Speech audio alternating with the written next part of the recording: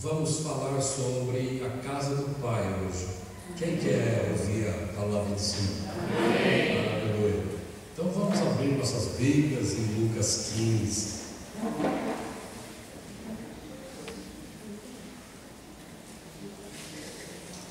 Eu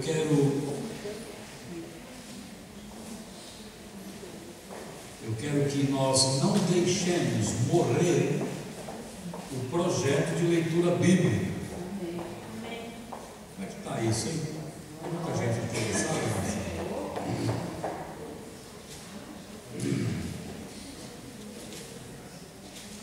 Quem está fazendo? Eu não quero fazer essa pergunta para não deixar os irmãos constrangidos, mas eu quero incentivar você a fazer o programa. Amém?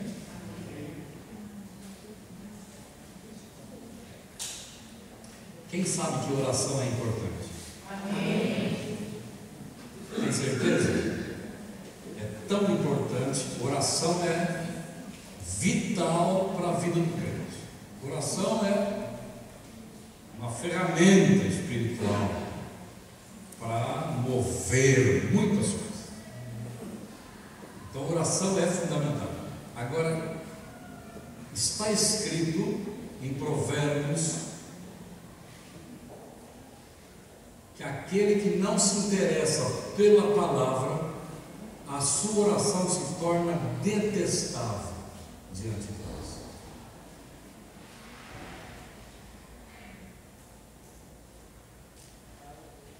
Isso é tão perigoso, tão perigoso. Então eu quero desafiar os irmãos a pegarem um programa de leitura bíblica que nós estamos fazendo aí, porque esse programa ele ajuda muito, ele é uma motivação, né? Ajuda muito o sujeito a ler. Porque chega alguns textos que são assim, tem alguns livros, né? Alguns momentos que parece ser maçante até, né? Fulano de não sei cano, o que eu tenho que saber da história do negócio? O que me interessa saber que Fulano era filho de quem, né?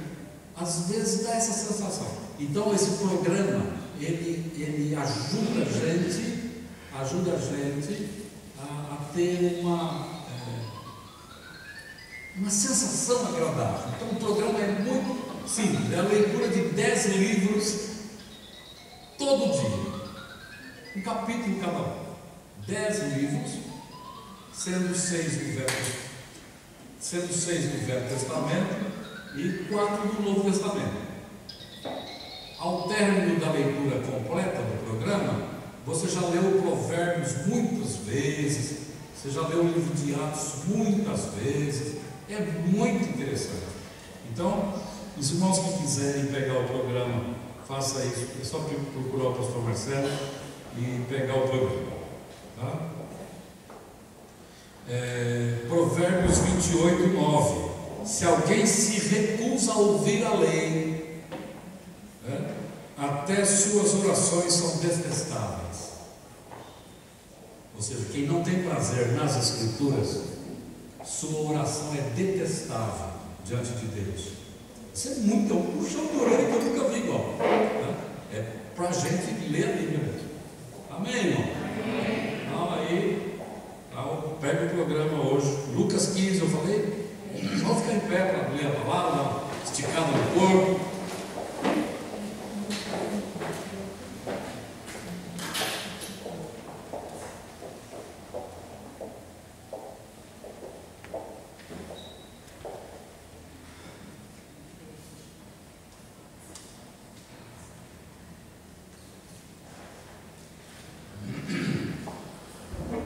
Quando a palavra de Deus é lida,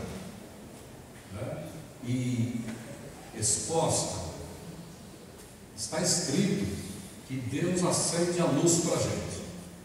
Então, lâmpada para os nossos pés é a tua palavra, e é luz para o nosso caminho.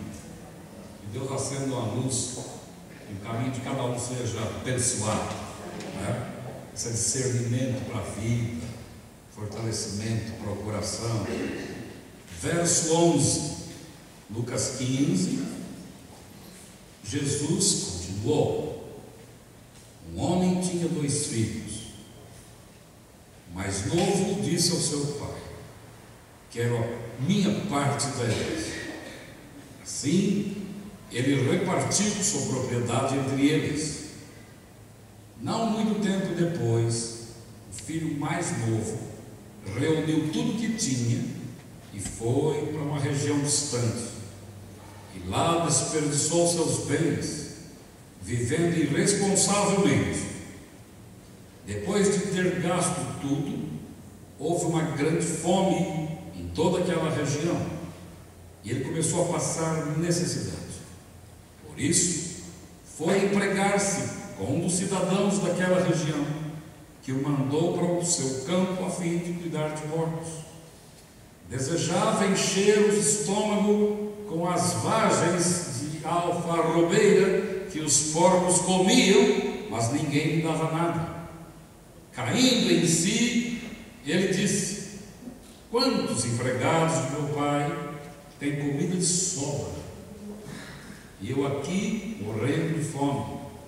Eu me porei a caminho, voltarei para meu pai e lhe direi: pai, pequei contra o céu e contra ti, não sou mais digno de ser chamado teu filho, trata-me como um dos teus empregados.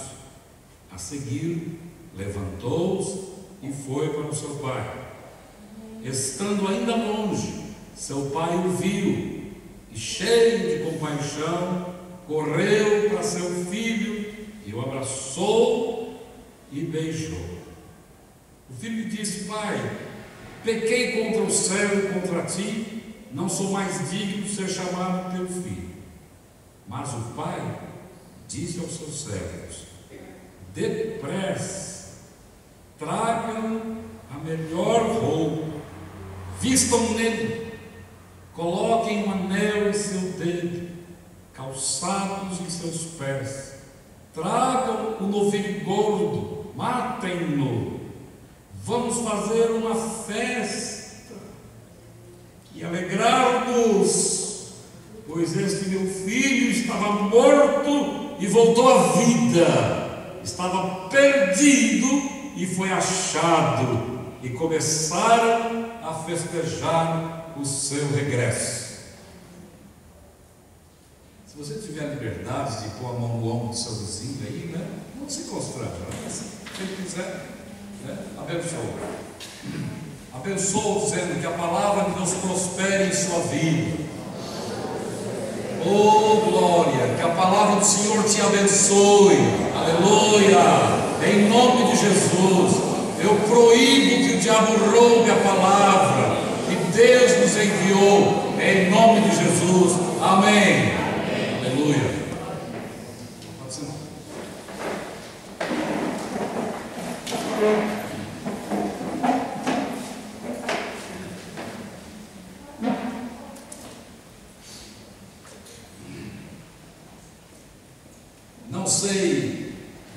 Não sei pelo fato de ser como você, somos limitados.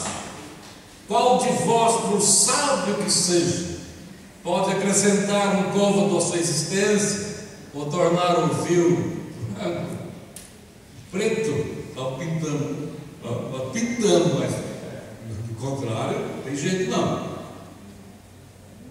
Esses dias tivemos um dia de tristeza lá em casa, né? Um dia de choro, um dia de morte, um dia de frustração.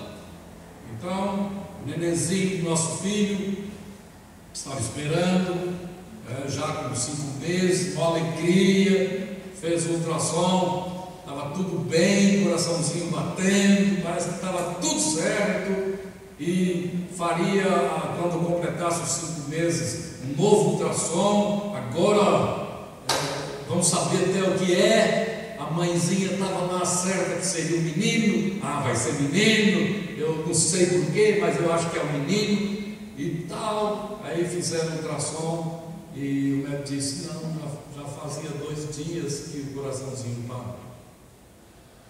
Então, na segunda-feira agora, o Parque foi provocado com medicamento, não é? E foi um dia de tristeza. Então, os irmãos chegaram junto, a igreja foi carinhosa, os irmãos abençoaram com todo o carinho, ternura possível, mas não tem o que consola no seu Espírito Santo, né? O Espírito Santo que nos dá força, mas era um momento difícil, um momento de choro, era um dia de tristeza e luto.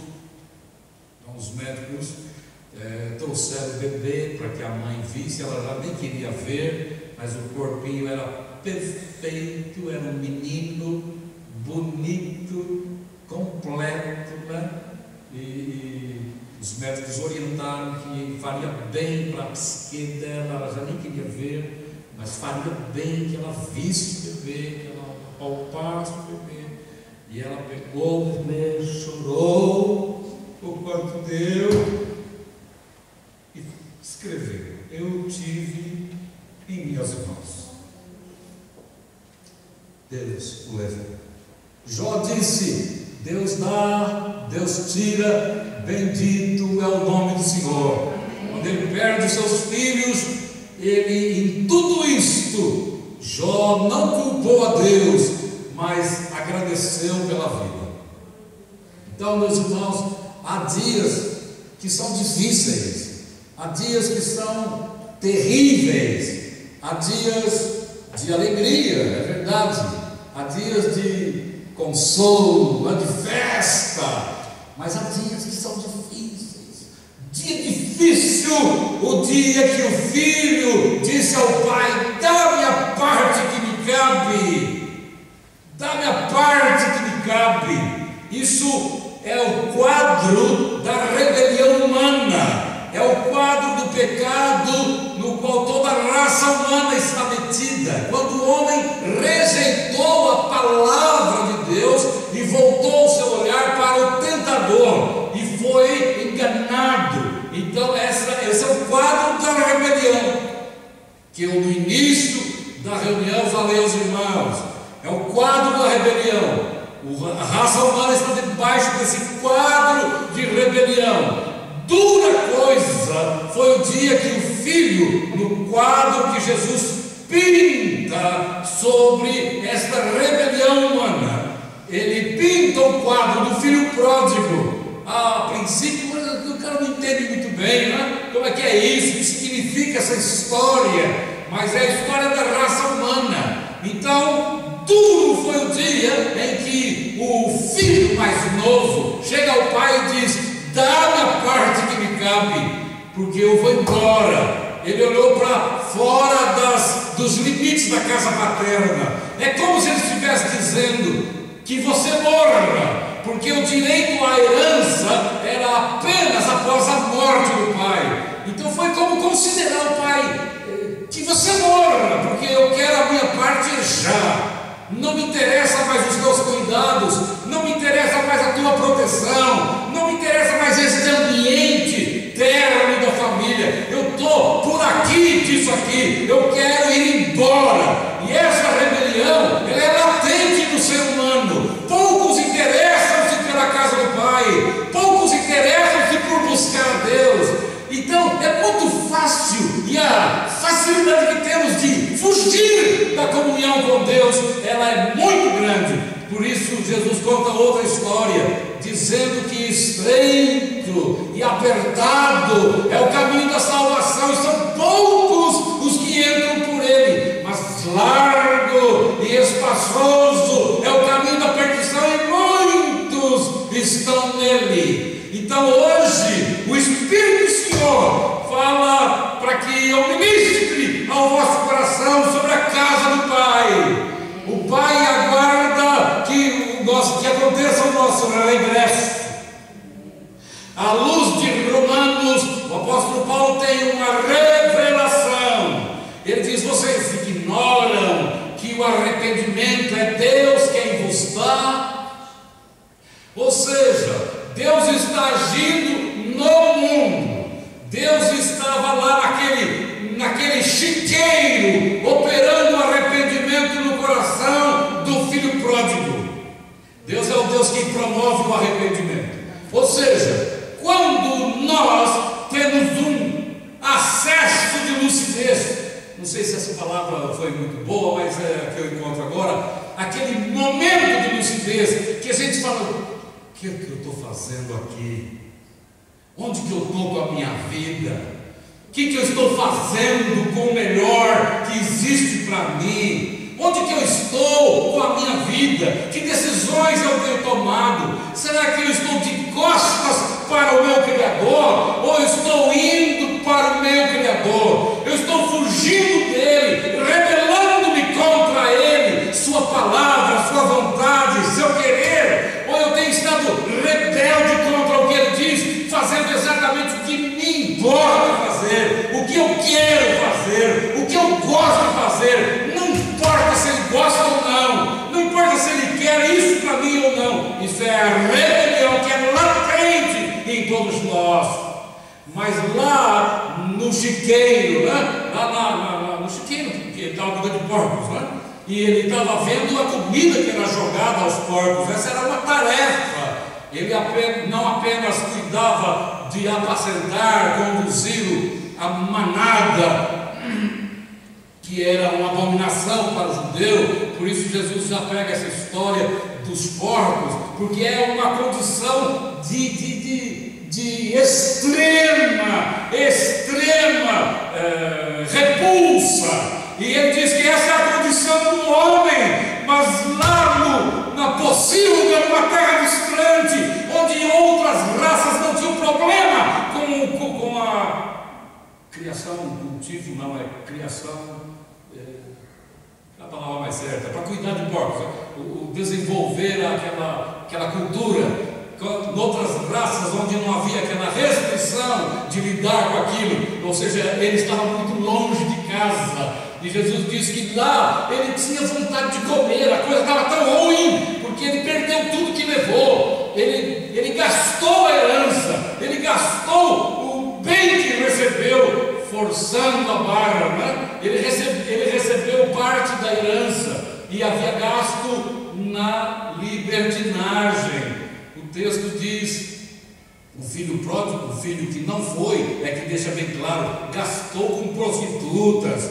Ou seja, o cara foi mesmo para uma condição ruim, né? Ele gastou na farra, nas orgias, gastou na jogatina. Ele estava longe de casa, então esqueceu os costumes de casa, porque lá em casa nem porco comia, era costume do judeu. Então ele não queria nem saber daquilo tudo, daquelas normas, daqueles preceitos. Ele caiu mesmo para fora da vontade da casa do pai.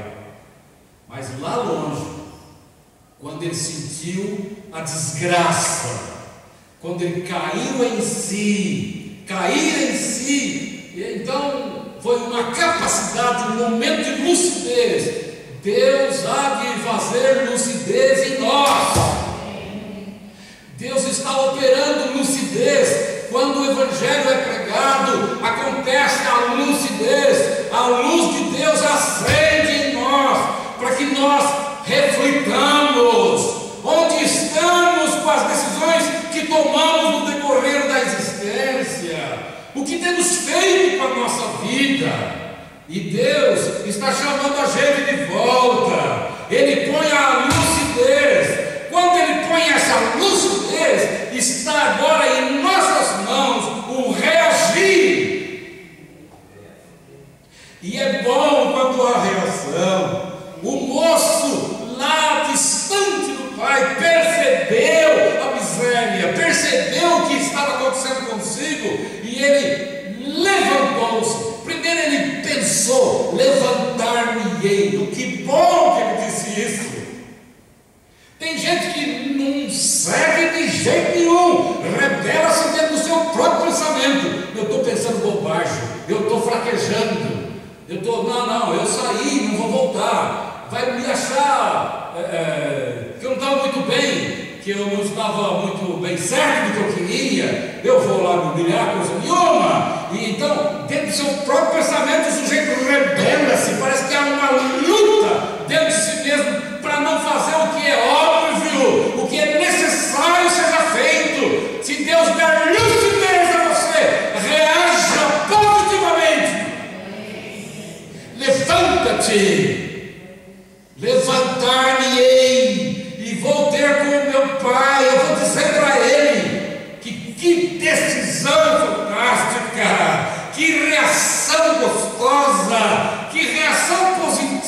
precisa levantar ninguém, vou ter com meu pai. E ele pensava, interessante, esse pano de fundo que eu queria dar, porque eu quero falar da casa do pai. Ele dizia no seu coração: quantos na casa do meu pai tem pão com fartura? Ele sabia disso, que não faltava pão na casa do pai. O alimento que nós precisamos está disponível em abundância na casa do nosso pai.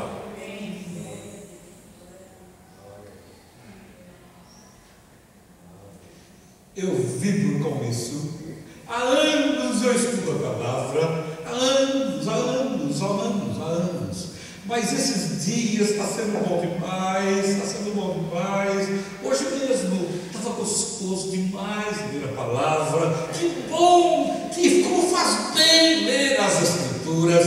Não é qual jornal que nos enfadamos, que não conseguimos ler a mesma página a segunda vez. Mas as Escrituras, você a lê hoje, você a lê de novo daqui a pouco, e lê de novo. Que coisa, que estranho mistério é esse? É a palavra de Deus. Jesus disse que ela está viva, que ela não passa os céus, parece que os céus não passam nunca, parece que é a mesma coisa, eternamente. A ciência, ao estudar os astros, ao estudar o cosmos, faz isso por observação e faz por um período longo, observando com os aparelhos se no decorrer de cada período aquilo se repete. Então estabelece-se regras, avalia-se o que é de fato no cosmos, e as pessoas fazem assim por observação, E a Bíblia diz que os céus passarão, como um vestido serão enrolados. Como será isso? Como será isso? É evidente que é no decorrer do tempo de Deus, não é? Talvez, a impressão que tem parece que haverá até uma alteração no eixo da terra, de tal forma que o céu que você está acostumado a ver não haverá mais. Alguma coisa está para acontecer. Quando? Não sei, a Bíblia diz que os céus, como vestidos, se enrolarão. Jesus disse em Lucas 22, Mateus 24, que haverão sinais do céu, as potestades do céu serão abaladas. Isso está próximo da vinda do Senhor, as coisas dos fins. Mas preste atenção, passa o céu e a terra, mas a minha palavra não passa.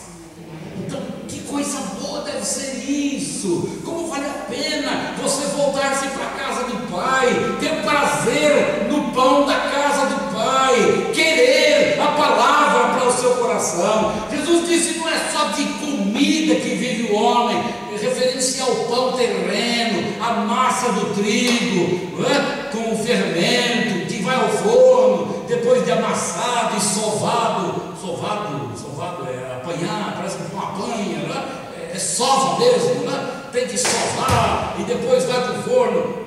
Eu sou bom para fazer pão, já sei como pão que eu faço, eu sei desse negócio, eu sei fazer pão no forno, viu? Meus irmãos, mas não é deste pão que é vital para a manutenção da nossa vida, do nosso vigor físico, que Jesus se refere em Mateus 4 e Lucas 4. Ele está falando, não é só desse pão que vive o homem, mas de toda a palavra que vem da boca de Deus. Deus tem pão em abundância para nós, e às vezes nos desinteressamos. Nosso interesse pelas Escrituras é superficial, é uma leitura anêmica, rápida, não temos interesse nisso. E eu quero dizer que essa leitura, por exemplo, que foi sugerida, de 10 capítulos, toma apenas meia hora por dia. Isso para mim que não sou bom de leitura, você que é bamba, nossa, vai ler isso muito mais rápido, 15 minutos de manhã, 15 minutos da tarde, você já leu 10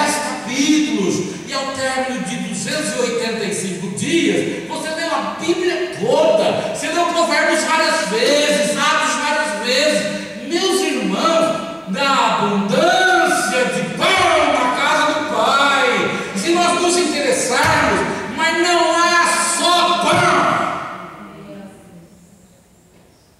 Ele pensava que era só pão. Se estivesse só pão, tá bom. Na casa do meu pai tem pão com fartura e eu estou passando fome por causa da minha rebelião, por causa de desejar que o pai tivesse morrido, ser rebelde. Eu disse a ele: dá a minha parte que me cabe, nem me cabia. O pai foi bondoso, o pai foi doador, o pai deu antes de ser direito legal. Ele não percebeu e na sua brutalidade ele rompeu o vínculo e se foi. Mas lá, passando fome, com as roupas toscas, rasgadas, pé no chão, ele caiu em si. Coisa boa é cair em si. É Deus que está fazendo isso. E quando Deus fizer, o homem vai acordar. E quando acordarmos da nossa rebelião, teremos saudade da comunhão, saudade da aliança, saudade da casa do Pai e do pão. Deus tem pão com fartura para nós. Mas não é fácil. Na casa do Pai tem uma coisa chamada perdão. Observe que o moço foi o tempo todo planejando o que dizer. Ele foi: eu vou dizer para ele. Foi bom que ele tenha pensado isso. Era correto que pensasse assim. Era bom que ele tenha planejado fazer isso. Mas nem isso foi necessário. O pai não parou para ouvi-lo. O pai não esperou que ele chegasse. Isso é fantástico. Não está nas escrituras essa história por acaso. Isso está escrito assim porque é da forma que Deus nos ama. É da forma que Deus, que põe arrependimento no teu coração, Ele deseja sacramentar o seu projeto. Sacramentar, concluir, confirmar. Eu me encontro uma palavra melhor. Acho que você entendeu. Ele que está com um plano glorioso de fazer você enxergar onde estava a tua rebelião. Ele está te esperando, e quando você vem vindo, ele vai te encontrar no meio do caminho. Ele te abraça porque está morrendo de saudade. Ele te beija porque a coisa mais gostosa é beijar filho. Essa sensação que a gente tem. Eu escrevi para minha nora: oh, escapaste dos meus dedos, não pude afarcar com a ternura do meu coração. Eu queria afarcar o neto, mas Deus resolveu levá-lo. Ah, que pena! Mas tudo bem, eu o verei na glória. Aleluia! Meus irmãos, então não somos ignorantes em relação aos demais que não conhecem as Escrituras. Porque na casa do Pai não há só pão com fartura. Quando a gente tem interesse nesse pão do céu, a gente vai desfrutar e entender e receber o beijo do perdão. Tem perdão na casa do Pai. Não há um pai tacanho, duro, severo. Agora você caiu em si. É assim mesmo. O que você fez com o dinheiro que eu te dei? Você não tinha nem direito, mas você se foi rebelde. Não, ele não nos espera assim. A linguagem bíblica é eterna. 1 João 2, filhinhos, não pequeis. Todavia alguém pecar, temos um advogado junto ao Pai, que intercede por nós. Que ternura, que ternura! Na casa do Pai tem pão e tem perdão. Na casa do Pai tem uma outra coisa que vai ajudar você a ter noites tranquilas,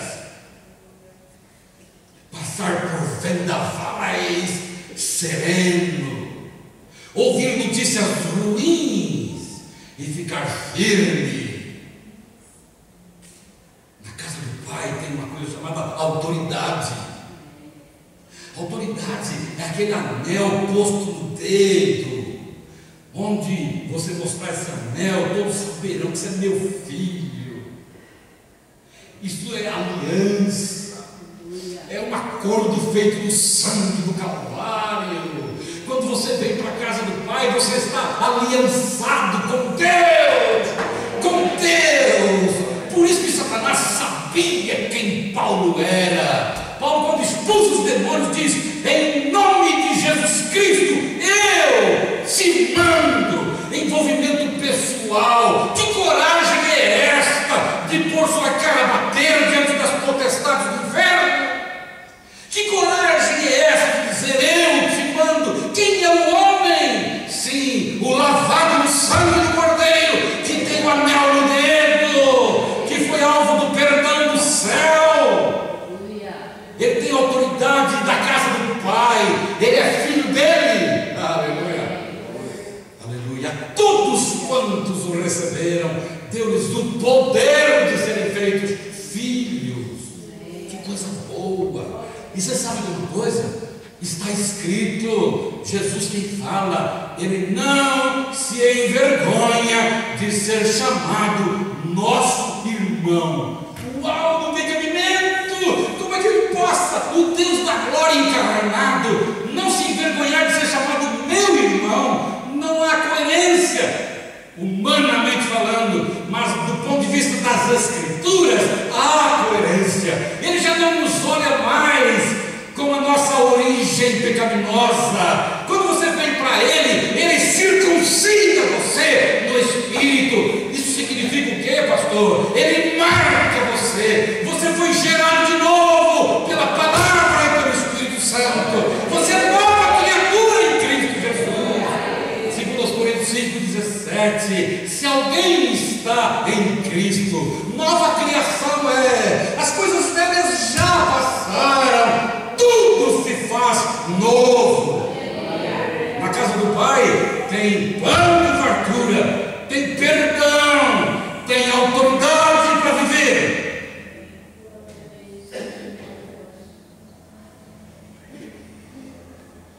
Aleluia. Quem está entendendo? Dá glória a Deus. Deus tem autoridade para você. Autoridade. Olha, isso é forte. Autoridade sobre as circunstâncias. Atos 27 é a prova mais forte de que a autoridade sobre as circunstâncias existem. Deus não ouviu a oração de Paulo, que provavelmente tenha feito: tempestade cessa em nome de Jesus, tempestade pare em nome de Jesus. Ele percebe que Deus não me ouve por algum motivo, Deus deve ter outro plano. Por que será que Deus não ouviu Paulo? Não está escrito que ele tenha orado, mas se eu conheço o crente, ele orou. Se eu conheço um ser humano, ele orou. Ai, ai, ai, nós vamos morrer, Senhor. 15 dias sem ver a luz do sol, sem ver estrelas, e uma tempestade fortíssima, o famoso euroaquilão, né? Euroaquilão, vento do norte e vento do leste, junto, na mesma região. Nós pensávamos que a coisa estava tão feia que não houve ninguém mais esperança de vida. Pensava que ia morrer, e de noite lá, depois de tantos dias de chumbo grosso, o cara sai: senhores, eu disse para vocês que a viagem vai ser difícil. Resgata a autoridade de que ele é homem de Deus e sabe o que está dizendo. Eu disse para vocês que seria difícil. Não estou dizendo isso para jogar na vossa cara, entre aspas. Eu estou resgatando a autoridade de que é vocês ouvirem o que eu tenho para dizer. Aconselho os senhores a comerem, que faz tempo que vocês estão no jejum. Comam, se animem. Não deixe os marinheiros fugir, porque eles são profissionais, competentes para ajudar a gente nesse momento. Aleluia, aleluia. Se animem, porque o Deus a quem eu sirvo e de quem eu sou, autoridade, consciência, conhecimento, autoridade, anel no dedo. O Deus a quem eu sirvo, de quem eu sou, enviou seu anjo. Ninguém vai morrer. Deus me deu vocês 270 morre. Que cobertura ministerial é esta? Que sombra é esta? É a sombra de um vaso de barro. A Bíblia diz que vocês me consideram frágil, minha presença é frágil. Veja com que grandes letras vos escrevo. Um cara com dificuldade de visão, um cara cuja performance física parecia ser frágil, e o pessoal dizia: sua presença é frágil, sua letra, suas mensagens são fortes, mas sua presença é frágil. Então devia ser um sujeito de aparência física frágil, mas um coração cheio de autoridade, cheio de autoridade. E ele então diz: ninguém morre, porque o Deus a quem eu sirvo, eu tenho que comparecer perante a César, então eu não vou morrer, e vocês Deus me deu. Essa é a autoridade. Deus tem autoridade para a igreja. Aleluia. Na casa do Pai há autoridade para você. Deus quer resgatar a gente desse abatimento, deste medo, desta incapacidade, é de medo. É a melhor palavra. Deus quer resgatar a gente do medo.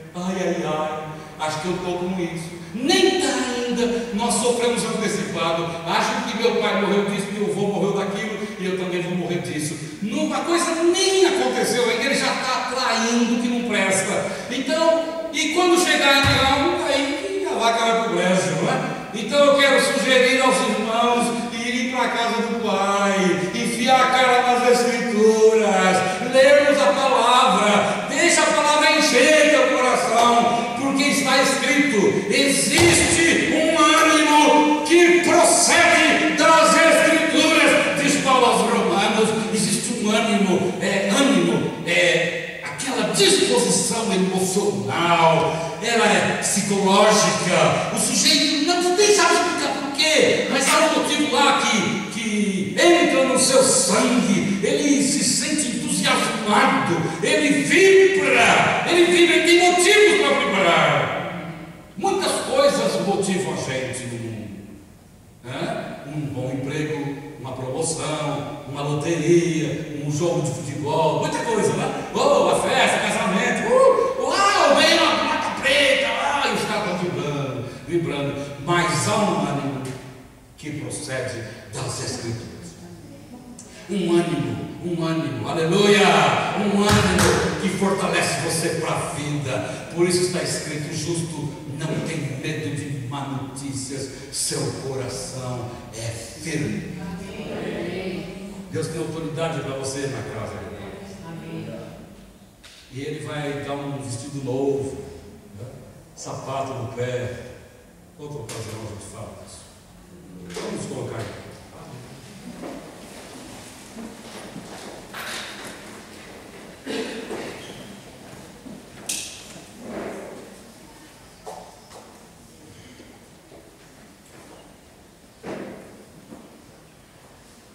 Queridos irmãos,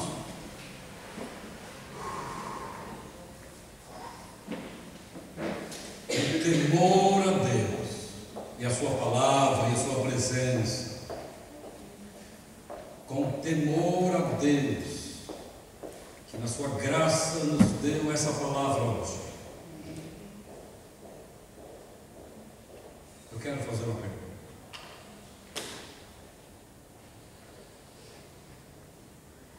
Onde está você?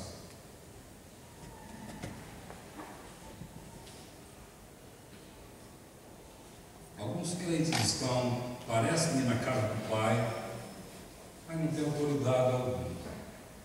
Parece que estão com fome, estão com medo, estão inseguros. Deus tem essa bênção para nós. Ele quer te abençoar. Ele quer te ajudar. Nem sempre você terá alguém forte por você. Muitas vezes estamos sozinhos. A maior parte das vezes estamos sozinhos. Então, são benefícios das Escrituras que estão revelados, que Deus tem para que nós, quando estivermos sozinhos, nos posicionemos com autoridade para a vida. Ele tem bênção para você. Hoje o Senhor tem bênção para você. A casa do Pai é aqui. Nós estamos na casa do Pai. A igreja é a expressão da presença do Senhor. Foi Ele que disse: onde 2 ou 3 se reúnem no meu nome, ali estou no meio deles. Ali é a manifestação do corpo do Senhor, a igreja local. O Senhor está aqui. A presença do Senhor é a presença do abrigo seguro, da casa do Pai, onde há pão com fartura. Como é que vocês... Talvez você esteja gritando na sua alma com fome do pão do Senhor. Fome. Uau! Eu corri na vida atrás de tanta coisa. Eu quero correr hoje para o pão do céu, que é Jesus. Interesse pela palavra é interesse por Jesus.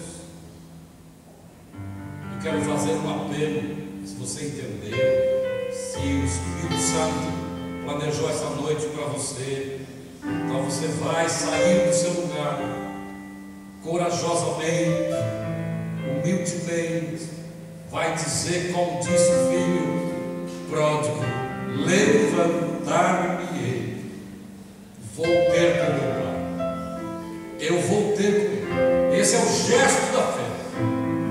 Eu convido você a sair do seu lugar e vir até aqui, dar-me a alegria de poder orar por você.